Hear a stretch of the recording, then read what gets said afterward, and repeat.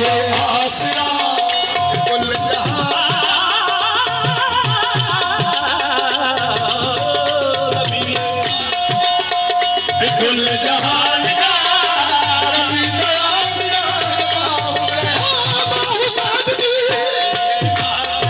बाबा जी तवज्जो चाहिए।